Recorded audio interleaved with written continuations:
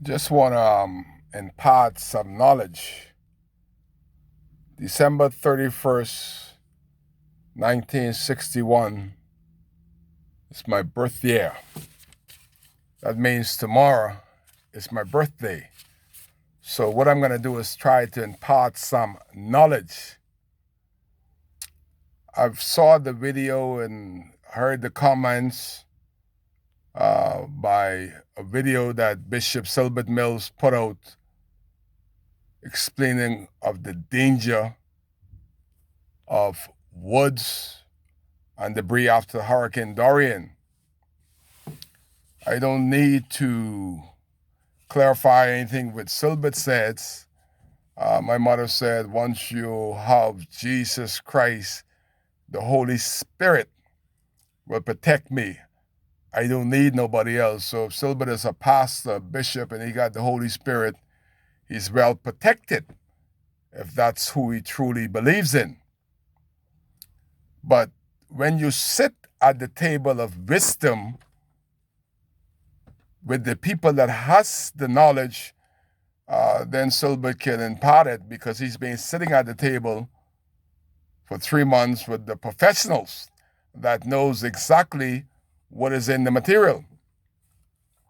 But I didn't need Silbert to sit at the table because I already knew. I had an experience of what happened, and I will tell you the story.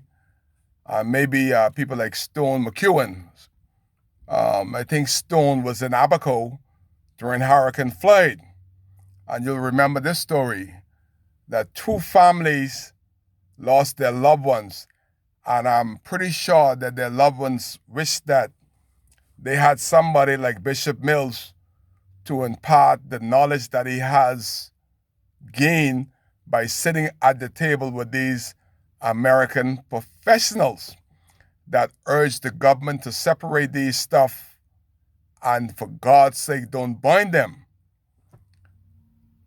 And I'll bring you back to Hurricane Floyd. Both of these guys were my friends, and their families will remember the story very clearly. One of them was from Dundastan. His name was Sam McPhee. And another name that y'all may know, Monty Albury. Monty Albury was the proud owner of Sea Spray Resort in Elbow Key. Monty Albury was one of the first young white guys to get a stalwart consular for the PLP. And he was so proud of that stalwart consular at his age. And Monty Albury happened to be the father of the FNM Member of Parliament for South and Central Abaco, James Albury. 25 years ago, James Albury was just a baby when his father passed. I don't know how well he knew his father, but his father was my friend. Sam McPhee was my friend. And what they did, all the debris from Sea Spray Resort, Sam McPhee, that's Josh McPhee, Sandog's father, and Monty Albury did what Silbert is urging you not to do. They burned the debris and stood in that smoke, and they got cancer. And it was sad because Sam McPhee and Monty Albury, they went everywhere, Cuba, specialists everywhere, because they were young men that wanted to live. And every doctor they said they went to get a second opinion and a third opinion. And they said because of the stuff that y'all breathe, there's no hope for you. You have very little time on earth. And I remember Sam McPhee came to me. He said, Kai came from Cuba and the doctor gave me a couple weeks to live. I leave my boys in the care of you. Of all the people in Dundastan, I want you to look out for my boys. And I've done that for Sam McPhee. So for those naysayers that think they know it all, if you sit at the table of wisdom and you impart that wisdom to your fellow Abaconians, and they don't want to accept it, so be it.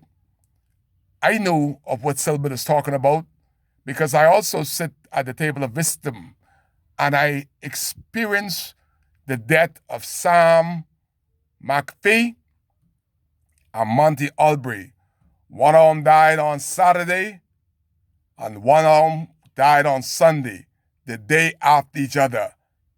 That was a sad day for the families of Monty Albury and the family of Sam McPhee that had a bunch of boys that grew up without their father. And that's why Kai do the videos. And let me tell you something, and it's going to happen.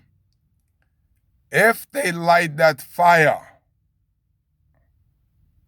at Spring City with those stuff that all together on that dump, and if that wind is blowing the way it's being blown for 3 days into Spring City, everybody that inhale that smoke will die. Now, you could sue the government, the ones that remain alive, but that ain't going to help your loved ones. I tell you, that's going to catch a fire, and if that smoke's get in your home, you see, it didn't get in Sam McPhee and Monty Albury's home.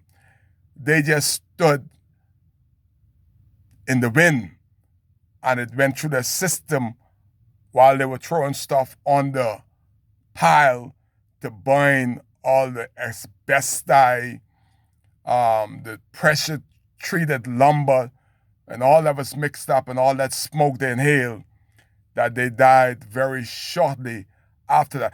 That stuff was so serious. I don't remember the time, whether it was a year or was it 6 months, but these guys died quickly after inhaling the smoke from the asbestos and the pressure-treated lumber mixed with all other stuff that they didn't know what they were burning, but they inhaled it. So just imagine all that smoke coming into the homes of people in Spring City.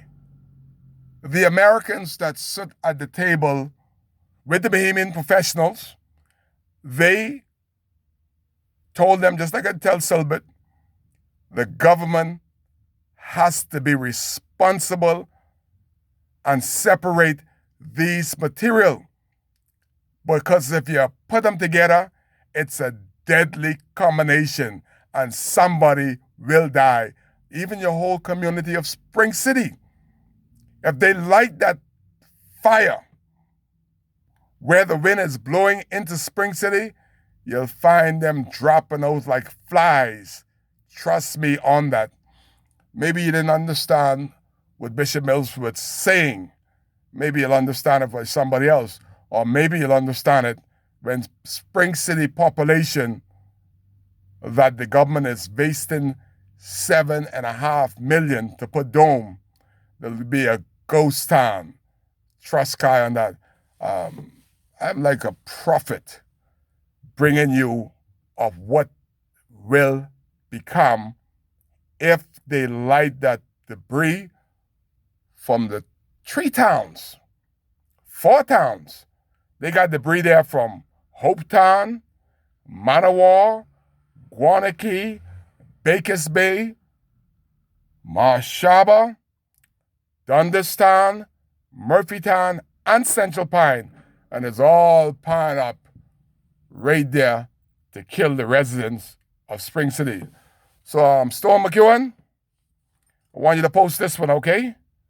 Kai is telling you that what Pastor Mills was telling you about, it have already happened.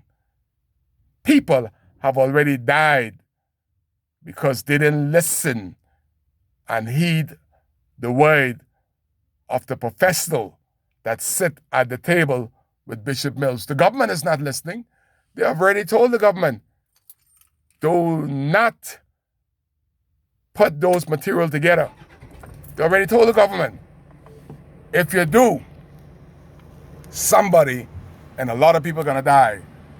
And like everything that this government has done, none of it has been in the benefit of helping Abaconians, even to a point where the strangers, the professionals, sit at the table with heads of the Ministry of Works personnel and urge them and beg them to do exactly what Silbert said. But so far, the government don't give a hell whether we live or die. Before, after, during, and 4 months in, they're still piling up the debris to cause the death of a whole city called Spring City. Tomorrow's my birthday. This is a present to those of you who dare listen. Tomorrow's my birthday. This was a birthday present to y'all that dare listen.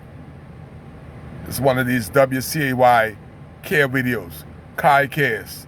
That's why I'm spending time to impart knowledge, wisdom, so you could understand it. You're live. A day before my big birthday, the 31st of December, 1961, the last day of the year. I almost weren't born. I just slipped in there at 11:58. Kai Cares. You should too.